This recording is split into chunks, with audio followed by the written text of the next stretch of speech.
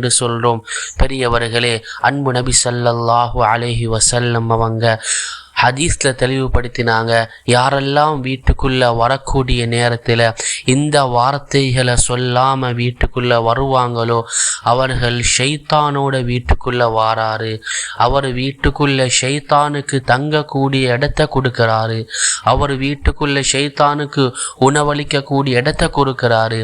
நம்முடைய வீட்டுக்குள்ள ஷைத்தான் வந்துட்டா நம்முடைய வீட்டுக்குள்ள முசீபத்துகள் வந்துவிடும், நம்முடைய வீட்டுக்குள்ள பிரச்சினைகள் வந்துவிடும், நம்முடைய வீட்டுக்குள் கஷ்டங்கள், நிம்மதி இல்லாத வாழ்க்கை, எவ்வளவு தான் செல்வம் இருந்தாலும் பரக்கத்தில்லாத வாழ்க்கையை அல்லாஹ் தருவான். எப்பொழுது என்றால் நாம் வீட்டுக்குள் நுழையக்கூடிய நேரத்தில் இந்த 2 வார்த்தை, அதாவது நபி ஸல்லல்லாஹு அலைஹி வஸல்லம் அவங்க சொல்லி தந்த இந்த வார்த்தையை நாம் சொல்லாமல் நுழைந்தோம் என்றால் இந்தளவு பிரச்சினைகளும் கஷ்டங்களும் நமக்கு முகம் கொடுக்கும். பெரியவர்களே, நபி அவர்கள் சொன்னார்கள், யார் வீட்டுக்குள்ளே நுழையக்கூடிய நேரத்தில் சலாம் சொல்லாமல், அதாவது அல்லாஹ்வை ஞாபகமூட்டாமல் வீட்டுக்குள் நுழைவாரோ அங்கு ஷைத்தான் தங்கு விடுவான். நாங்கள் சலாம் சொல்லாமல் வீட்டுக்குள்ளே வந்தால் ஷைத்தான் சொல்வானாம் எல்லா ஷைத்தான்களையும் பார்த்து, நீங்கள் வாங்க இந்த வீட்டுக்குள்ள எங்களுக்கு தங்கக்கூடிய இடம் கிடைத்து விட்டது. இன்று அதே போல் நாங்கள் சாப்பாடு அடிக்கக்கூடிய நேரத்தில் வீட்டுக்குள்ள பிஸ்மில்லா சொல்லாமல் தின்னோம் என்றால் ஷைத்தான் சொல்வானாம், இங்கே வாருங்க, இந்த வீட்டில் இன்றைக்கு எங்களுக்கு சாப்பாடும் கிடைச்சி விட்டது, தங்கக்கூடிய இடமும் கிடைச்சி விட்டது, இந்த வீட்டில் எங்களுக்கு இன்றைக்கு சாப்பாடும் கிடைத்து விட்டது என்று ஷைத்தான் எல்லா ஷைத்தான்களையும் கூப்பிட்டு சொல்வானாம். அந்த நேரத்தில் எங்களோட வீட்டில் முசீபத், எங்களோட வீட்டில் பிரச்சினை, பொம்புளையோட பிரச்சினை, அதே போல் தாய் தந்தையோட பிரச்சினை, அதே போல் பலவிதமான பிரச்சனைகள் ஏற்படும். அதே போல் நம்முடைய வீட்டுக்குள்ளே நாங்கள் நுழையக்கூடிய நேரத்தில் சலாம் சொல்லிக்கொண்டு அல்லாஹுவை ஞாபகமூட்டி கொண்டு, அதே போல் வீட்டுக்குள்ளே நுழைந்ததுக்கு பின்னால் சாப்பாடு அடிக்கக்கூடிய நேரத்தில் உணவு உண்ணக்கூடிய நேரத்தில் பிஸ்மில்லா சொல்லி அல்லாஹுடைய ஞாபகத்தோட திண்டோமெண்டா ஷைத்தான் சொல்வானாம், இந்த வீட்டிலிருந்து ஓடுங்க, இந்த வீட்டில் நமக்கு தங்கக்கூடிய இடமும் இல்லை, இந்த வீட்டில் உண்ணக்கூடிய சாப்பாடுக்கு இடமும் இல்லை. அந்த நேரத்தில் மலக்குமார்கள் வருவாங்களாம். மலக்குமார்கள் சகீனத்தையும் ரஹ்மத்தையும் நமக்கு தருவாங்களாம். மலக்குமார்கள் 2 விடயத்தை தருவாங்க. முதலாவது ரஹ்மத் வரும், 2வது சகீனத் வரும். இந்த 2ம் மிக முக்கியமான ஒவ்வொரு வீட்டிலேயும். எவ்வளோ பெரிய வீடாக இருந்தாலும் ரஹ்மத்தும் சகீனத்தும் வேண்டும்.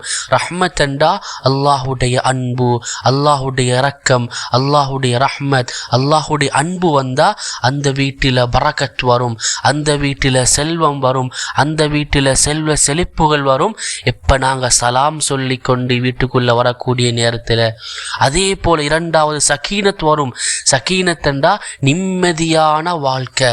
ஓலை குடிசையாக இருக்கலாம், மாடிகையாக இருக்கலாம், நிம்மதி வேண்டும். நாங்கள் சலாம் சொல்லி கொண்டு வந்தால் 2வது அல்லாஹ் சகீனத்தை தருவான். மலக்குமார்கள் எங்களை வீட்டில் இருப்பாங்க, எங்களோட மலக்குமார்கள் இருப்பாங்க. மலக்குமார்கள் சொல்லுவாங்க, ஷைத்தானை பார்த்து, நீங்கள் பெய்த்திடுங்க, ஓடிடுங்க, இன்றைக்கு நாங்கள் தங்கக்கூடிய இடம், இன்று நாங்கள் தங்குவோம் இங்கே. பெரியவர்களே, மலக்குமார்கள் நம்முடைய வீட்டில் வந்தால் ரஹ்மத் வரும், சகீனத் வரும், அன்பு வரும், அதே போல் நிம்மதியான வாழ்க்கை வரும். இதெல்லாம் நமக்கு தேவை. நம்முடைய சின்ன பிள்ளைகளிலிருந்து நாங்கள் பழக்க வேண்டும்.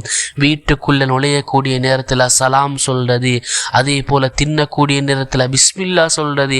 இந்த 2ஐயும் நீங்களும் கடைபிடிங்க. அதே போல் உங்களோட பிள்ளைகளுக்கும் சின்னத்திலேருந்து பழக்குங்க. அல்லாஹ் வீட்டுக்குள்ள ரஹ்மத்தையும், அல்லாஹுடைய அன்பையும், அல்லாஹுடைய பரக்கத்தையும், அதே போல் நிம்மதியான வாழ்க்கையையும் அல்லாஹ் தருவான். அதே போன்று எந்த வீட்டில் பிரஸ், அதாவது மணியோசையும் அதே போன்று நாயும் வளர்க்கப்படுமோ அந்த வீட்டில் மலக்குமார்கள் வரமாட்டாங்க. நாங்கள் நன்றாக விளங்கி கொள்ள வேண்டும். நாங்கள் உதாரணத்துக்கு ஒரு பயணம் போகிறோம், பயணம் போய்த்து ஒரு வீட்டில் தங்குறோம், அந்த வீட்டில் நாய் ஈக்குது, அதே போல் ஜரஸ் மணியோசையும் ஈக்குது. அன்றைய காலத்தில் காஃபிர்கள் குஃபார்கள் அவங்களுடைய ஆடம்பரத்தை பெருமையை காட்டுவாங்க. குதிரைகளில் மணிகளை கட்டி கொண்டு அதே போல மணிகள் அதே போல நாய்கள் இருந்தென்று சொன்னால் அந்த வீட்டில் மலக்குமார்கள் வரமாட்டாங்க. அந்த வீட்டில் ஷைத்தான் தங்குமிடமாக மாற்றுவான். அந்த வீட்டை ஷைத்தான் தங்குமிடமாக மாற்றுவான். நாயும் அதே போல ஜரசும் மணியோசையும் இருந்தா. இன்றைய காலம் மணியோசை என்ற என்ன? மியூசிக்குகள், பாட்டுகள், இசைகள், இதெல்லாம் எந்த வீட்டில் ஈக்குமோ அந்த வீட்டில் பெரியவர்களே ஷைத்தான் தங்குமிடமாக மாற்றுவான். நாங்கள் இதை சவகாசமாக கணக்கில்லாம பாட்டுகள் கேட்கின்றோம். அல்லாஹ் பாதுகாக்க வேண்டும். அதே போல நாயுடைய விடயம், நாங்கள் நாயை பாதுகாப்புக்காக, அதாவது நம்முடைய வீட்டில் இருக்கக்கூடிய காணிகளை தோட்டங்களை பாதுகாப்பதற்காக வேண்டி அல்லது வரக்கூடிய கல்லணுகளை விரட்டி அடிப்பதற்காக வேண்டி பாதுகாப்பதற்காக வேண்டி நாங்கள் வளர்க்கலும். அது இல்லாமல் செல்ல பிராணியாக சிலவங்க வளர்ப்பாங்க. அதுக்கு இஸ்லாத்தில் வளர்க்குறதுக்கு அனுமதி இல்லை. எங்கே இந்த இரண்டும் மீக்குமோ அங்கே ஷைத்தான் தங்கி விடுவான். அங்கே அல்லாஹுடைய அன்பு இருக்காது. அந்த வீட்டில் ஒரே முசீபத்தும் பலாயும் கஷ்டங்களும் வறுமையும் இருந்து கொண்டே இருக்கும். அதே போன்று இனமின் இரண்டு விடயம், இந்த இரண்டு விடயம் எந்த வீட்டில் இருக்குமோ அந்த வீட்டில் அல்லாஹுடைய ரஹ்மத்தும் வராது, அல்லாஹுடைய அன்பும் வராது, நிம்மதியான வாழ்க்கையையும் அல்லாஹ் தரமாட்டான். என்ன விடயம்? முதலாவது நாய், இரண்டாவது உருவப்படம். இதை கணக்கில்லாம இருக்கிறாங்க. நபி ஸல்லல்லாஹு அலைஹி வஸல்லம் அவங்களுக்கு வஹி வராம இருந்துச்சு. நபி அவங்க கவலைப்பட்டாங்க. அந்த நேரத்தில் நபி ஸல்லல்லாஹு அலைஹி வஸல்லம் கவலைப்பட்டாங்க, வஹி இன்னும் வர இல்லையே. அப்புறம் ஜிப்ரீல் நபி ஸல்லல்லாஹு அலைஹி வஸல்லம் அவங்க கீழே படுத்து கொண்டிருக்கிறாங்க. ஒரு ஓரத்தை பார்க்குறாங்க, ஒரு நாய் ஒன்று செத்து இருந்துச்சு. அந்த நாய் எடுத்து வெளியில் போட்டாங்க. ஜிப்ரீல் அலைஹி ஸலாத்து வஸ்ஸலாம் வந்தாங்க. நபி அவங்க கேட்டாங்க, நீங்கள் வரல? சொன்னாங்க நபி ஜிப்ரீல் அலைஹி ஸலாம் அவங்க, உங்களோட வீட்டில் நாய் இருந்துச்சு, நான் அதால தான் உள்ளுக்கு வரல. நாய் எந்த வீட்டில் இருக்குதோ அந்த வீட்டில் மலக்குமார்கள் வரமாட்டாங்க. இரண்டாவது சூரத் உருவப்படம். நாங்கள் ஃபோட்டோவை எடுத்து அதை நாங்கள் ஃபோட்டோவை பசந்தா ராம் பண்ணி வீட்டில் கொழுகுறோமே, இதெல்லாம் ஹராம். எந்த வீட்டில் இவ்வாறு ஃபோட்டோகள் இருக்குமோ, அதாவது ஃபோட்டோகள் எடுத்து நாங்கள் ஃபைலில் வச்சுப்போம், சேகரித்து வச்சுப்போம், பழைய காலத்து ஃபோட்டோ எல்லாம், இதை ஒன்றும் செய்ய முடியாது.